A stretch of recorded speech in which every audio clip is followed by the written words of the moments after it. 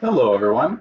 Today we're going to go through repackaging ETS Unity Workstation and then uploading it into YouTube so it can be packaged, deployed, and then used for student testing. So I went ahead and I grabbed the installer for the file and I've placed it here in my Intune repackaging directory.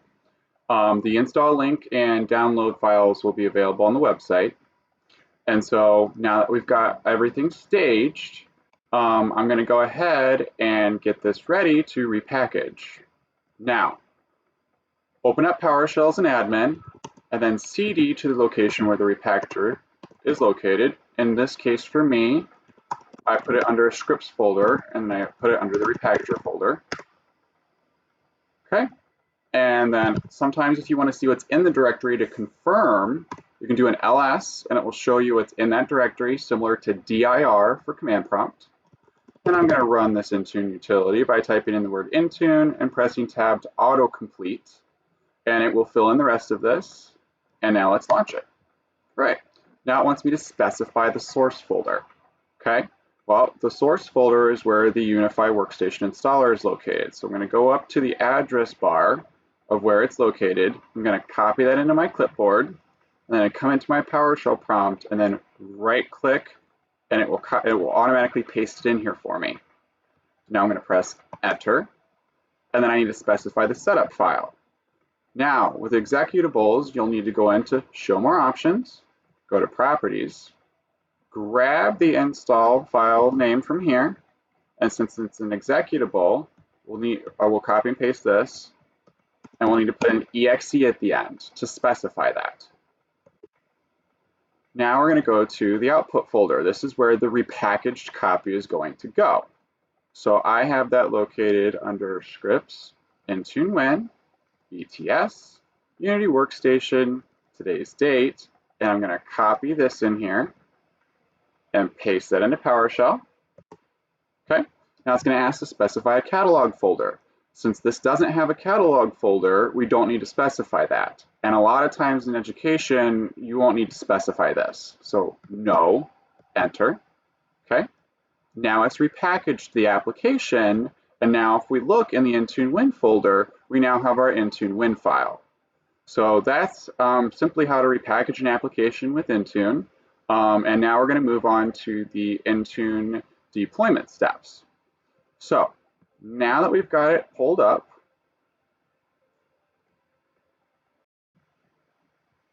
all right, we're back. Now that we've got our Intune portal loaded up, we're going to go over to Apps on the left-hand side, All Apps, Add. We're going to select from the drop-down all the way down at the bottom the Windows app, Windows 32. Select. Now we have to point it to that Intune Win file. So if we come in here, we're going to navigate down to that directory.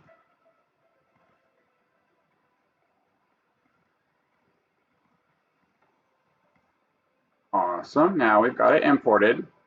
Now, there's a number of information in here that you'll probably want to fill out. And so to help with that, I included the information on the website. And so if you'll look and see, I've got like the name, description, all that good stuff already outlined for everyone to copy and paste in here. So for this simulation, I'm not going to fill this in, but please follow the guide on the website. Now from here, oh, we do have to put in the publisher at least. All right, now from here, we're going to need our install and uninstall commands. Now, I've already repackaged this, so I'm going to pull back up the file that I've already repackaged and copy and paste those values in. But if you look on the guide down below, I've also copied and pasted all of that information as well to have a successful deployment.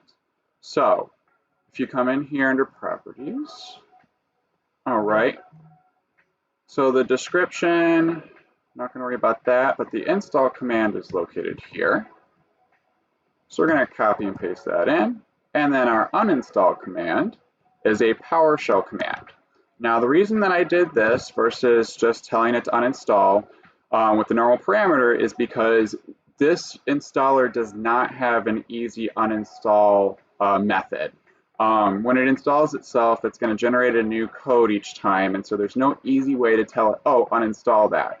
And so I created this PowerShell script that will actually go into the system, see if it's installed, and if so, it will go through and uninstall it using the new winget systems. So unfortunately, this is not available in the new store yet, but you can utilize this to uninstall it. Now, it is important that we want to install it with system behavior, and that the app may force a device to restart. Now, this particular application in particular, it is best to have a restart performed after the application was installed. So in case you want to force that, you can click on the Intune will force a mandatory device restart once the install is successful. But I just wanted to bring that up really quick in case that was important.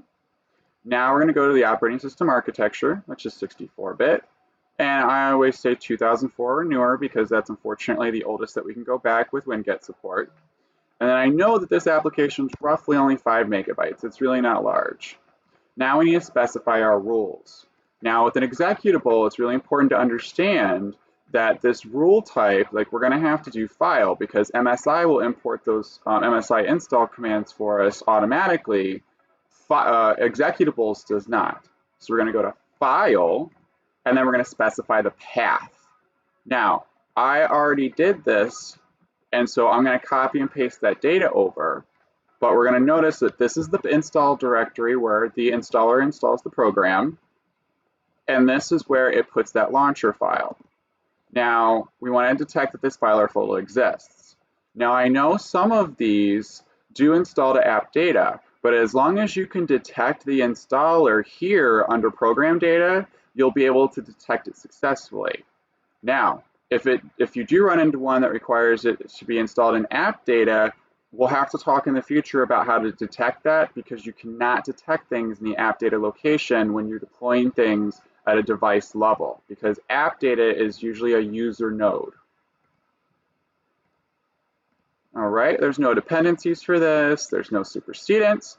And then now we'll come in here and we'll make our device assignments. And in this case, I'm just going to set the simulation to deploy it to Pine View Public Schools hardware, which is everything in my environment.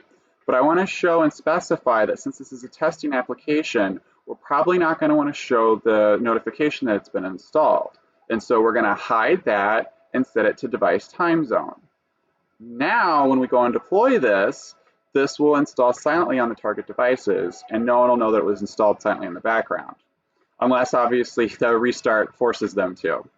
And then uninstall, say for example, you need to uninstall this with the new version, this is how you'll come in here and uninstall it and assign it to a set of groups. And what's nice about this is with the way that I've created this, when a new version comes out, you can just use supersedence to install the newer version on top of that one. And so it'll make it nice for the transition later on, and since that uninstall command will work regardless of the version, it should make it a little bit easier to maintain. So that was just our Intune deployment guide for ETS Workstation, and I hope everybody has a great day, and I hope this was helpful.